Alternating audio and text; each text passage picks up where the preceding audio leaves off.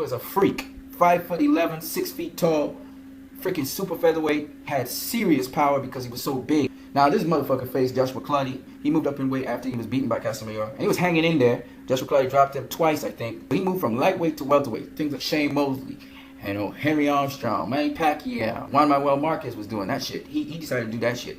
At the end of the day, Clottey got that win because it was close for about 8 rounds, and then Clottey just turned on the juice, and Diego Corrales was just too small for him. So those are the guys that Jose Luis Castillo faced at lightweight. That's 10 guys. 10 guys to Roberto Duran's 7 guys. Duran beat 7, and Castillo beat 7. The other guys whooped his ass. You go check out Roberto Duran's resume. He got 1 or 2 guys that are above 40% knockout ratio. That should tell you everything you need to know. Just look at the KO ratios of the opponents Castillo was facing. And these KO ratios are real KO ratios. They was knocking out world champions and shit, okay? At the championship level. So, these were bad motherfuckers, okay? About the level of competition. Let's not talk about skills. Motherfucking freak like Diego Corrales against Duran, I don't know who's gonna win that one. I don't know. A motherfucking freak like Castillo versus Duran, I don't know who wins it. Because these are monsters, okay? Joel Casimiro was a slick motherfucker, okay? Floyd Mayweather versus Duran, you guys might think it would be Duran, but I'm telling you right now, Floyd Mayweather boxed rings around that motherfucker like Sugar Ray Leonard did, like Rivera did, like no name Mr. Kirkland Lamb. What the hell is he doing on boxing Duran? I can call names, man. I can call names, all right? Vinny Panzian's boxed the shit off of him.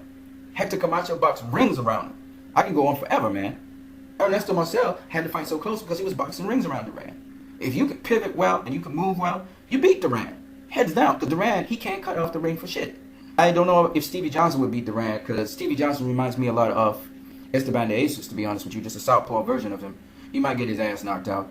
But give him a good run for his money. Had better stamina than Esteban de Jesus. And better skills. Him and Shane Mosley. Stevie Johnson, basically, and Shane Mosley, they fought 3 times. Stevie Johnson won 1 out of the 3 fights. Mosley won the other 2. And they were all close fights.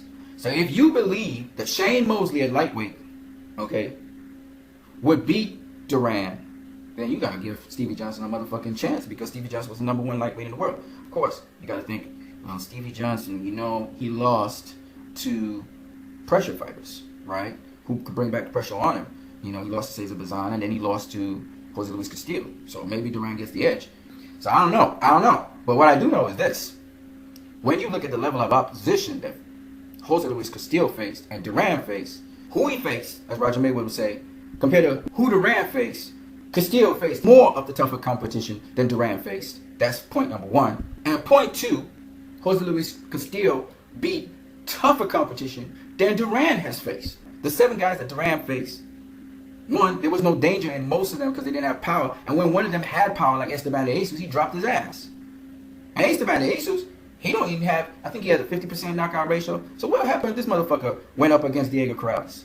We already know what happened when he went up against Thomas the Hitman Hearns. What do you think would have happened if he got hit by Diego Corrales? I'm just saying. We know what happened to Castillo. Corrales knocked his ass out. And if he can knock out Castillo's ass, why wouldn't he knock out Duran's ass? I'm just asking. Let's forget the freak Diego Corrales. Castillo also faced, forget Floyd Mayweather too. Let's leave them 2 out of the kitchen. Joel Casimiro. How's Duran beating Casimiro? Because Casimiro moves with angles. You're not going to get Casimiro caught up in a corner. Alright? Castillo eventually got to Casimiro at the end of their fight. He dropped Casimiro, no doubt. But he got to him at the end. It was in the final round he dropped Casimiro. Duran hadn't faced a lot of southpaws. The best southpaw he faced was Leoncio Ortiz, who wasn't shit. I'm just being real. I mean, you just compare the 10 guys, just compare the guys that Jose Luis Castillo beat to the 7 guys that Roberto Duran has. His best 2 guys is Esteban de Jesus and Ernesto Marcel. The best guys that Jose Luis Castillo beat are Diego Corrales and Joel Casimiro. Then you got Stevie Johnson. That's 3. And those 3, well, let's leave out Diego Corrales. Joel Casimiro versus Ernesto Marcel. That's a good matchup. I'm not going to lie to you.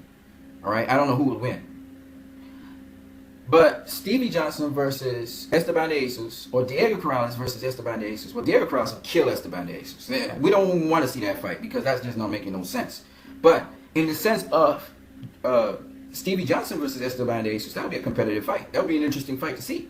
You know what I mean? So you already see that two of the fighters, the best fighters that Duran have, they already compared to the two of the fighters that Castillo's faced. And then when we put Diego Corrales in the mix, there's no competition. I'm just saying. Anyway, you guys have a great one.